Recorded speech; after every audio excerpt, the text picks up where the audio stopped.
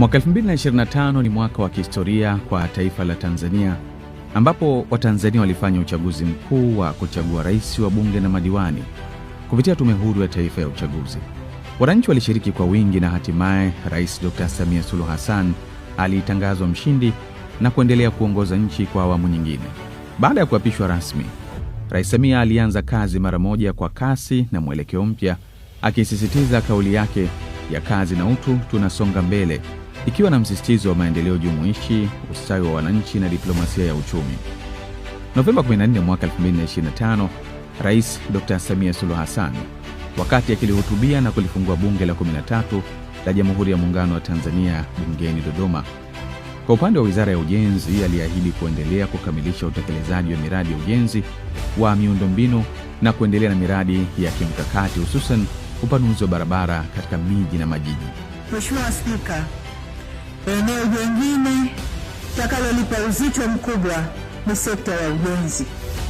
Kipaumbele chetu kitakuwa kukamilisha miradi mbalimbali ya ujenzi wa barabara ambazo tayari zimeanza na zinaendelea. Tutaongeza kasi ya utekelezaji wa miradi ya barabara kupitia TANROADS ili tufikie lengo letu la kuunganisha wilaya zote na makao makuu ya mikoa yao kwa kiwango cha lami.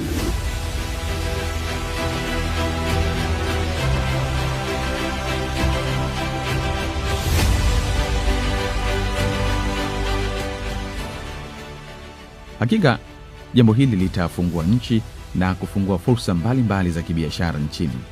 Katika awamu yake ya kwanza, tumeshuhudia ukamilishaji wa ujenzi wa madaraja makubwa 9 na takriban barabara zenye urefu wa kilomita 15,511.25 zipo katika hatua mbalimbali ya utekelezaji. Leo tunaangazia siku 100 za uongozi wa Rais wa Jamhuri ya Muungano wa Tanzania Dr. Samia Suluhu Hassan katika sekta hii ya ujenzi. Moja ya mafanikio yaliyogusa maisha ya wananchi moja kwa moja ni ukamilishaji wa madaraja ya dharura katika maeneo mbalimbali nchini yaliyokuwa yameharibika kutokana na mvua kubwa za El Nino na kimbunga Hidaya zilizonyesha kati ya mwaka 2023 na mwaka 2024. Kukatika kwa madaraja hayo kulisababisha adha kubwa ya mawasiliano yaliyosababisha kusimama kwa shughuli za kiuchumi na kuhatarisha maisha ya wananchi. Moja ya mkoa ulioathirika na mvua hizo ni mkoa wa Lindi, ambapo mawasiliano katika barabara kuu ya Marendego na Ngurukuru, Lindi Mingoyo yani T7, na barabara za mkoa Kiranjiranji na Michinga, Tingi Kipatimo na Ngurukuru Liwale na Liwale na Chingwea alikatika. Mheshimiwa Rais aliidhinisha jumla ya shilingi bilioni 119 kwa ajili ya kuja kutatua changamoto hii ambayo ilitokea katika maeneo hayo.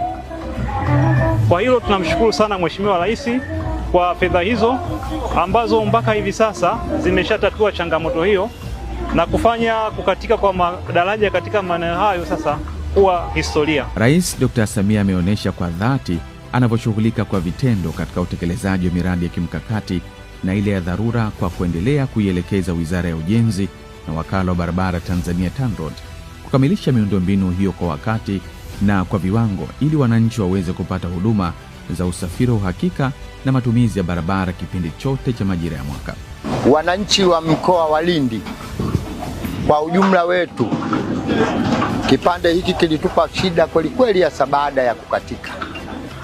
Tunamshukuru sana Daktari Samia Suluhu Hassan kwa kazi nzuri aliyoifanya ya kuirudisha miundombinu hii kwa kiwango cha ubora wa mara 5 zaidi ya pale ilipokuwepo.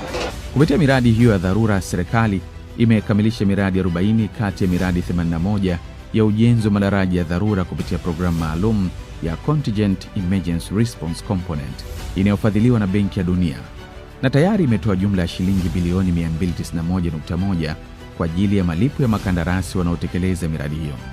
Mheshimiwa Waziri Mkuu, kwa hivyo sisi tunaridhika kabisa na ni mfano unaoishi unaosema kwamba kazi na utu, tunasonga mbele. Na pale Rais Samia aliposema juu ya kwamba naacha tabasamu kwa Watanzania, hapa ni sehemu mojawapo itakayoleta tabasamu katika madaraja yote ambayo leo utayaona yako mengi sana katika barabara hii ya kuelekea Lindi.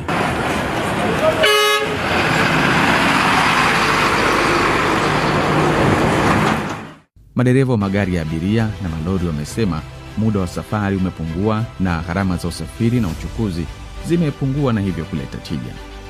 Kukamilika kwa daraja letu hili hapa la Somanga, tunashukuru kwamba ule uhaba wa au zile changamoto zilizotokea mwanzoni tunajua zimeenda kuisha. Kwa sasa hivi kitu tunachokitegemea ni kwamba tutafanya kazi kwa uhakika tofauti na ilivyokuwa mwanzoni. Manake tulikuwa mvua ikinyesha basi safari yetu inakuwa na shida. Uhakika haupo.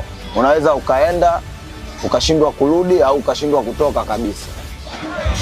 Kwa hiyo kwa hiki walichokifanya serikali tunashukuru, waendelee na sehemu nyingine kama hizi zenye matatizo.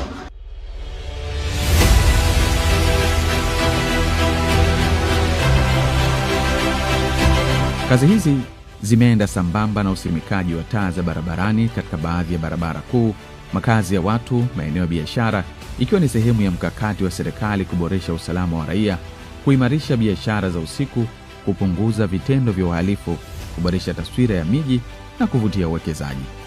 Kwa ujumla, kipaumbele cha uwekezaji wa taa za barabarani kimeonyesha matokeo chanya na ya haraka kwa maisha ya wananchi. Ni hatua inayoakisi falsafa ya Rais ya kujenga tabasamu la utu kwa wananchi. Na nataka nimwambie Dr. Samia Suluhu Hassan, siku ya kwanza kuwekwa taa zile pale, vijana wa bodaboda wane hawakwenda nyumbani kwao, walikuwa wanapiga stori na kungoja abiria mpaka saa 11 dakika 20 inapita basi kutoka Mtwara, ndio akajua kumbe alfajiri. Umenielewa sijui? Tunamshukuru sana Mwenyezi Mungu na tunaishukuru serikali ya awamu ya 6. Tumepata taa, tunafanya kazi muda wote. Tunashukuru sana. Na lengo lile ambalo tulikuwa tukilihitaji na hisi limetimia. Lakini pia serikali imetusaidia sana, taa zimepatikana, pia hata miundombinu ya barabara inakutia.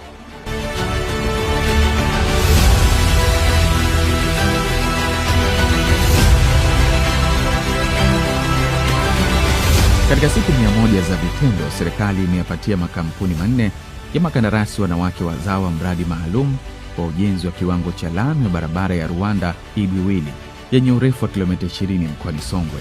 Utekelezaji wa mradi huo unaendelea na umefikia 10.4 katika kipindi cha siku 100. Makandarasi hao wamelipwa malipo ya awali yenye jumla ya shilingi bilioni 6.818. Kwa hiyo ndugu zangu, nimeiona hii kazi na nimeridhika na hii kazi, na ninaomba kama nilivyosema ya kwamba fanyeni kazi wakina mama, fanyeni kazi. Wananchi wanataka kuiona barabara yao inakamilika kwa wakati, na Rais Samia amenipa maelekezo kila mahala ambako barabara zinatengenezwa hivi sasa, ukamilifu wa barabara ule ni pamoja na kuwekwa kwa taa za barabarani. Kwa hivyo na hapa Iyula na vijiji vingine vitapata taa za barabarani ili kuweza kufanya biashara usiku na mchana. Aidha, serikali kupitia wakala wa ufundi na umeme TEMESA imetoa jumla ya shilingi bilioni 10.278 kwa ajili ya ukarabati mkubwa wa vivuko vya MV Makongoni na MV Kigamboni, ambapo ukarabati huo unaendelea.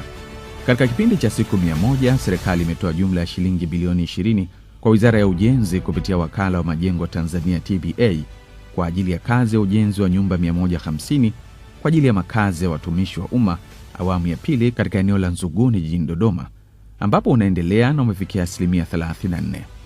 Ujenzi wa majengo mawili ya ghorofa yani block C na D yenye uwezo wa kuchukua familia 32 katika eneo la Magomeni Kota unaendelea na umefikia 78%. Aidha, ujenzi wa jengo moja la ghorofa lenye uwezo wa kuchukua familia 14 katika eneo la Ghana Kota jijini Mwanza ambao unaendelea na umefikia 39%. Ujenzi wa majengo mawili ya ghorofa ya makazi katika eneo la Canadian Village Masaki jijini Dar es Salaam umekamilika kwa 95%. Kwa hakika siku 100 za uongozi wa Dr. Samia Suluhu Hassan zimeacha alama inayoonekana katika sekta ya ujenzi. Ni siku 100 za vitendo, uwajibikaji na kuzingatia utu wa mwananchi.